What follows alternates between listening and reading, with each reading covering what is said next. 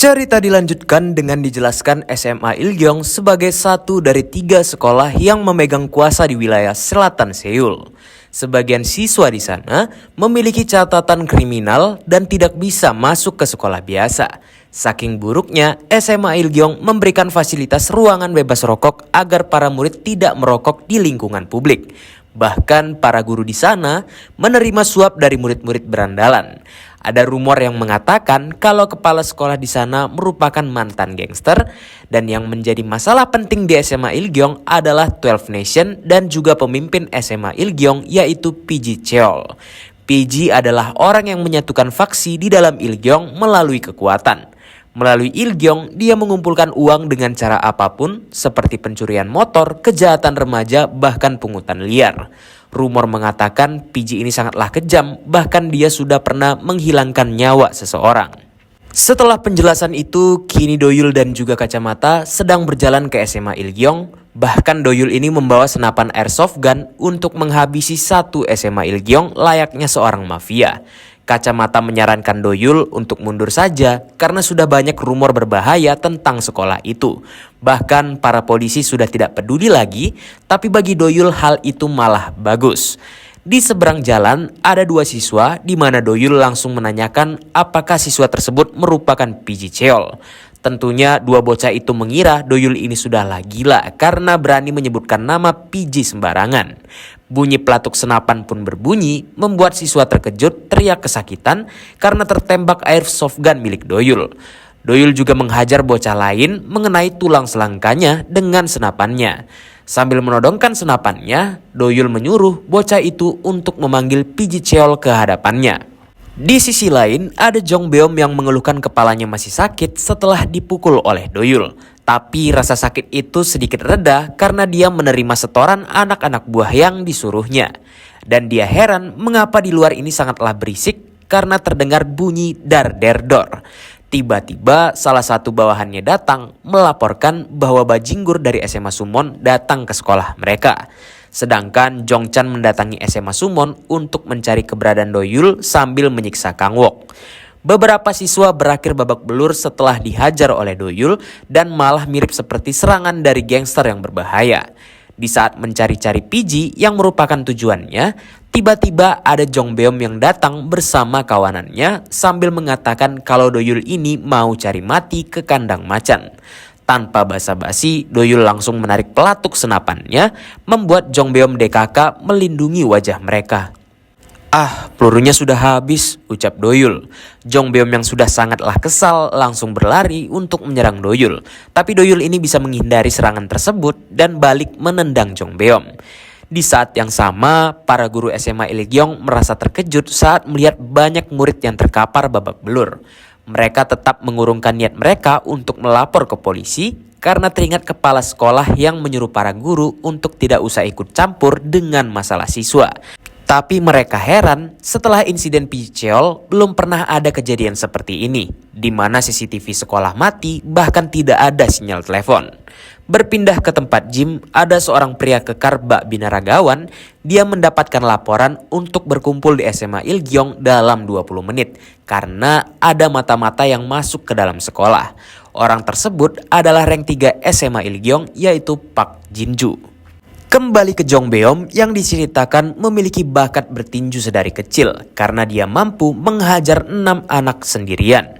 Berkah dari dewa yaitu tinju yang diakui membuat Jong Beom menolak kehidupan pada strata orang lain. Jadi Jong Beom melampiaskan amarahnya pada semua orang dan kekuatannya mengendalikan semuanya. Tapi kini semuanya berbeda saat ia bertarung dengan Doyul karena segala serangan mematikannya mampu dihindari oleh Doyul membuatnya sangatlah frustasi.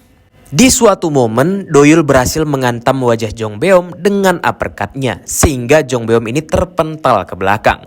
Di saat terjatuh karena tak percaya, dia sangat terkejut melihat Doyul yang ingin menendang kepala botaknya yang diibaratkan mirip bola. Hal itu membuat Jong Beom merinding bertanya-tanya sebenarnya dari mana Doyul ini berasal karena dia belum pernah mendengar nama Doyul sedikit pun. Doyul memberikan pujian kepada refleks dari Jong Beom yang luar biasa. Padahal tadi dia berniat untuk membuat Jong Beom ini jadi cacat. Aku pernah bilang sebelum bertarung denganmu, mau kau memohon, tetap akan kubuat mampus dan aku akan mengincar kakimu itu, ucap Doyul kepada Jong Beom. Perkataan itu membuat ego Jong Beom teriris karena tidak pernah dihina seperti itu. Lalu Jong Beom melakukan beberapa serangan ke Doyul, tapi semuanya hanyalah sia-sia karena Doyul membalasnya dengan tinju yang mematikan, membuat Jong Beom kini tersungkur di depan anak-anak buahnya. Karena putus asa, Jong Beom lalu berteriak kepada semua anak buahnya untuk menyerang Doyul. Tapi mereka semua malah bengong karena sudah sangat ciut setelah melihat Doyul bertarung. Berkali-kali Jong Beom berteriak, tapi satupun dari mereka tidak ada yang berani bergerak. Sementara itu, Jong Chan berjalan di koridor SMA Summon sambil menelepon ke anak-anak yang lain, tapi tidak ada satupun yang mengangkat. Siswa SMA Summon tentunya menyadari orang yang mereka lihat adalah Jong Chan dan heran mengapa dia berada di SMA Summon. Tiba-tiba terdengar suara Pak Wang yang menyuruh Jong Chan untuk datang kepadanya. Karena buat apa anak SMA lain datang ke sekolahnya. Berulang kali Pak Wang meneriakkan mereka, tapi mereka tetap mengabaikannya. Sampai suatu ketika Jong Chan berhenti dan berjalan ke arah Pak Wang sambil merogoh kantongnya. Di saat bertanya apa yang sedang dilakukan oleh Jong Chan di SMA Summon, tak disangka Jong Chan ini mendekati Pak Wang dan mencucuk tubuhnya. Jong Chan berkata orang tua bangka harus tahu sedang berurusan dengan siapa. Tentunya Pak Wang merinding bahkan hanya bisa diam terintimidasi oleh Jong Chan.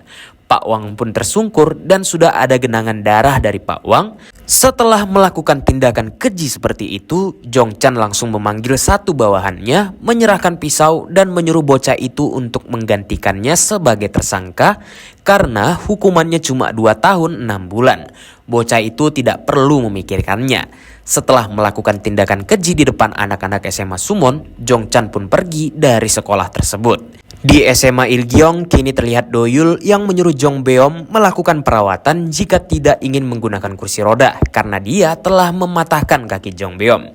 Tapi anehnya Jong Beom malah tertawa karena Doyul tidak tahu bahwa apa yang dilakukannya akan menyebabkan Doyul mati di tangan Piji Cheol.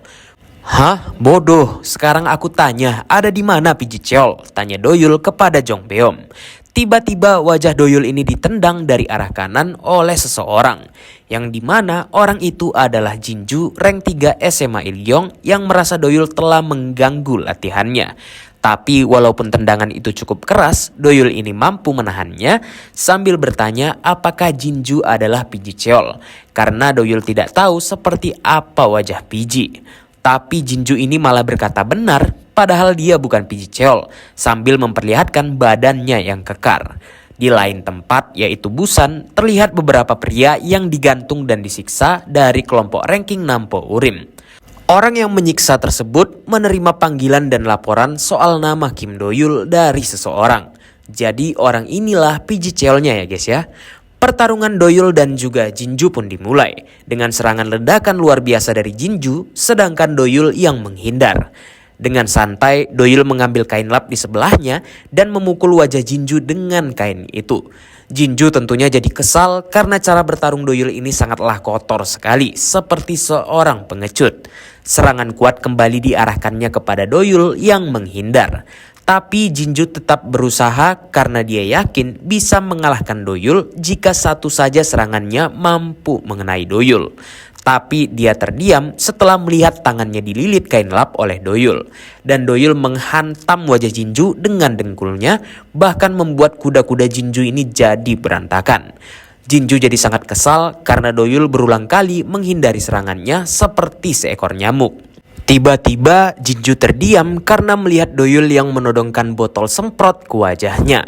Karena semprotan tersebut membuat penglihatan Jinju terganggu, Doyul langsung memanfaatkan situasi dengan menghantam wajah Jinju sampai mundur ke belakang. Satu lagi serangan dilakukan oleh Doyul setelah dia melemparkan jasnya. Dan dia melakukan tendangan dari langit-langit kepada Jinju yang bahkan membuat Jinju ini terlempar dan tersudut ke tembok. Anak-anak SMA Ilgyong yang ada di sana hanya bisa bengong melihat pertarungan dari mereka.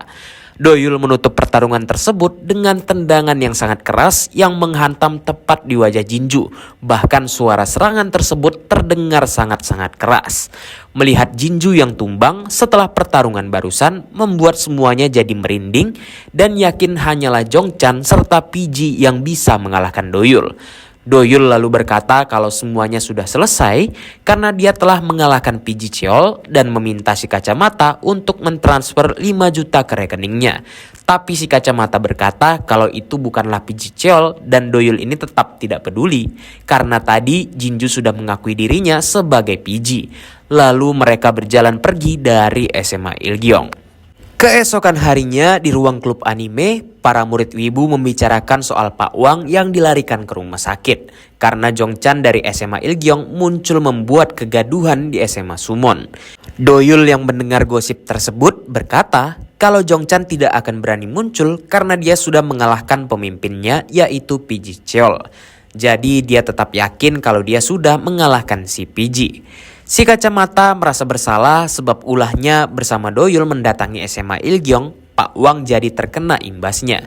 Jadi si kacamata berniat mengajak semuanya untuk menjenguk Pak Wang. Tapi Doyul ini ogah untuk hal itu. Tiba-tiba Seol Minah muncul dan berkata kalau dia ingin ikut pergi menjenguk Pak Wang yang sedang berada di rumah sakit. Membuat si kacamata terkejut mengapa Minah bisa datang ke ruang klub anime. Minah mengatakan alasan dia bergabung ke klub karena ingin menonton anime. Padahal itu hanyalah modus untuk mendekati Doyul. Tentunya Doyul ini malah makin curiga dan dia menodongkan pistol Glock-nya ke arah Minah. Berlanjut di rumah sakit tempat Pak Wang dirawat. Syukurnya luka tusuk Pak Wang tak dalam dan juga tidak mengancam nyawanya. Tapi Kepsek menyuruh Pak Wang sebaiknya tetap beristirahat saja.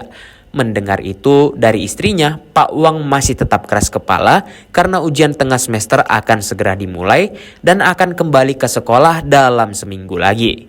Istri Pak Wang berkata kalau sifat keras kepala itu tidak hilang, padahal Pak Wang tidak baik-baik saja dan memaksakan dirinya.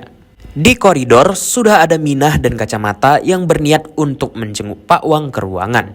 Di saat Minah menanyakan ada di mana Doyul, kacamata menjelaskan Doyul tidak mau ikut karena Pak Wang pernah menyuruhnya untuk membersihkan kamar mandi. Mendengar ucapan si kacamata, Minah jadi kecewa sebab dia mau ikut karena ingin bersama dengan Doyul. Tapi karena sudah sampai di rumah sakit, jadi apa boleh buat. Nah, di saat kacamata ingin membuka pintu, dia mendengar obrolan Pak Wang dengan istrinya yang berkata kalau mereka sudah menikah selama 20 tahun.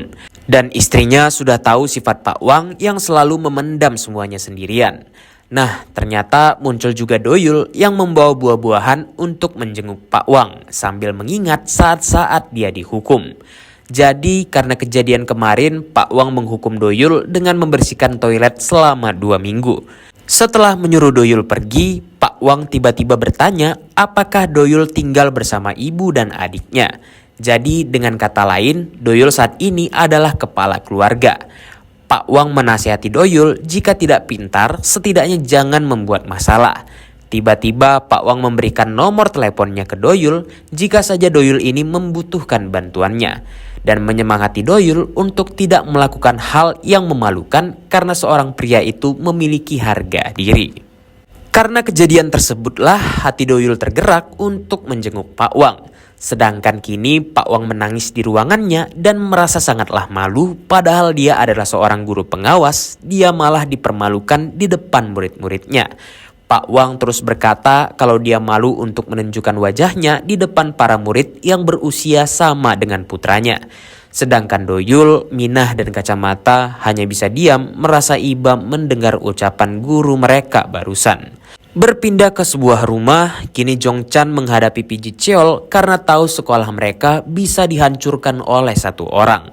Saking takutnya, Jongchan hanya bisa memohon kesempatan kedua dan menangkap bajinggur SMA Summon itu. Tapi PG berkata kalau Jongchan memang ingin menebus kesalahannya, seharusnya dia sudah membawa Doyul ke hadapannya. Jongchan lalu berteriak kalau dia sangat bersedia untuk membawa Doyul ke hadapan PG dan dia bersumpah secara penuh. Konsekuensi dari hal tersebut adalah PG meminta 10 juta dalam seminggu dan juga Jongchan untuk meninggalkan kuping kirinya serta waktu 3 hari bagi Jongchan untuk membawa Doyul ke hadapannya. Jongchan pun mengiyakan permintaan PG Cheol barusan.